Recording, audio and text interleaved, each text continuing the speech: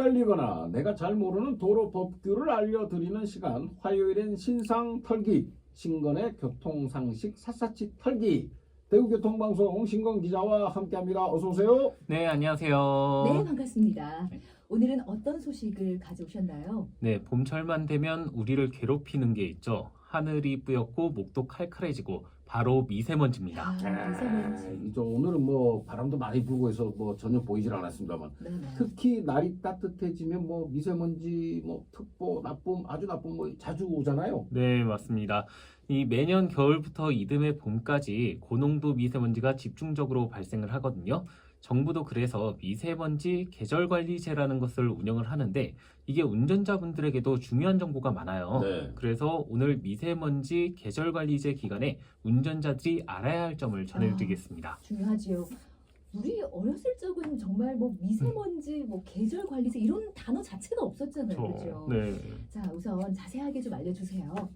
앞서 말씀드렸던 것처럼 미세먼지 계절관리제는 12월부터 그 다음해 3월까지 미세먼지 배출을 관리해서 국민 건강을 보호하기 위해 운영되는 제도입니다. 네. 이 왜 12월부터 다음해 3월까지냐면요. 이 기간의 평균 미세먼지 농도가 다른 기간 평균 농도보다 45% 와. 높기 때문입니다. 음. 그래서 국가기후환경회의가 국민들의 의견 수렴을 거쳐서 계절관리제 도입을 제안했고 2019년 11월에 도입을 했습니다. 자, 그럼 이 기간에는 어떤 관리를 하게 됩니까? 크게 보면 4가지 조치가 이뤄지는데요. 우선 산업과 발전, 수송, 생활 등 부문별로 미세먼지 배출 감축 조치를 취하게 됩니다. 네. 예를 들어서 도로와 밀접한 수송 분야에서는요. 배출가스 5등급 차량의 운행을 제한하고요. 이 노후 건설 장비의 사용도 제한이 됩니다. 또 도로의 미세먼지를 제거하기 위해서 지자체에서는 살수차를 운영하기도 합니다. 네네. 또 어떤 조치가 있을까요? 네, 국민 건강 보호를 위한 조치가 있습니다. 지하철이나 철도, 공항 등 다중 이용 시설의 실내 공기질을 점검하게 되고요. 네. 이 미세먼지 관측과 예보에 대해서 이제 정보 제공이 좀 확대가 됩니다.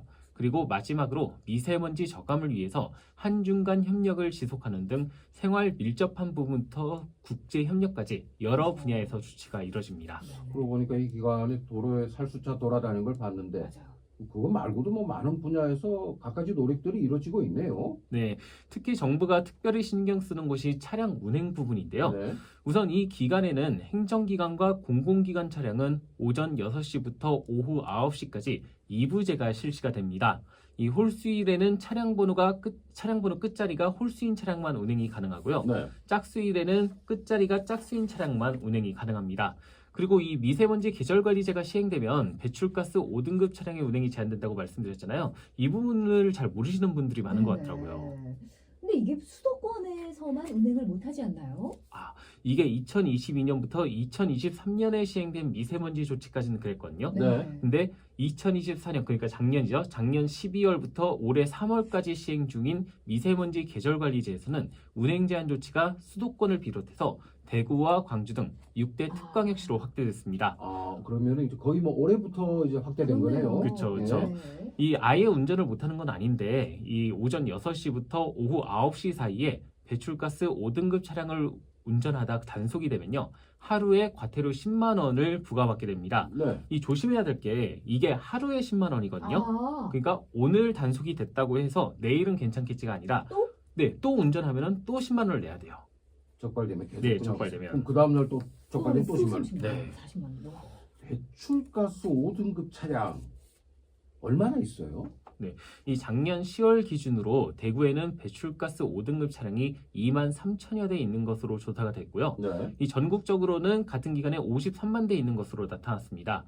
그리고 지난해 말 기준으로 자동차 등록 대수가 2,630만 대였거든요. 네. 그러니까 전체 등록 대수의 한 2% 정도 되는 차량이 다 5등급 차량인 거죠. 2%. 근데 이게 기자님 뭐 2%라고 하면 뭔가 적은 것 같잖아요. 맞아요. 근데 네. 앞서 53만 와. 대라고 하니까 이게 확 와닿네요. 그쵸.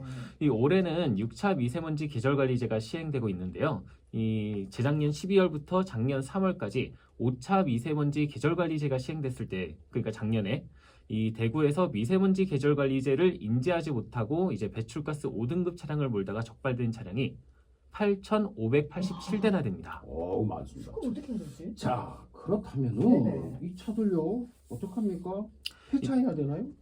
그러면 좋은데 이게 또 사유재산이잖아요. 네. 맞아요. 이 네. 무작정 운전을 못하게 할 수도 없고 또 개인의 경제적 형편이나 이런 사정들을 또 무시할 수는 없지 그렇죠, 않습니까? 그렇죠. 그러니까 정부가 매년 조기 폐차 지원 사업을 추진하고 있습니다. 네. 그러면 제가 폐차를 이제 결정을 한 거예요. 그러면 어느 정도의 인센티브는 주어지는 걸까요? 네, 맞습니다. 이 노후 경유차를 조기에 폐차시키는 조건으로 기존에 폐차하면 받을 수 있는 돈에 지원금을 조금 더 얹어주는 제도입니다.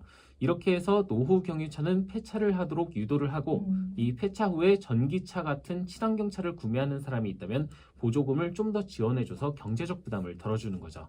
지원금은 어떻습니까? 그냥 신청만 하면 다 받을 수 있나요? 그건 아닙니다. 아니에요? 네, 지원금도 이제 나름의 기준이 있는데요.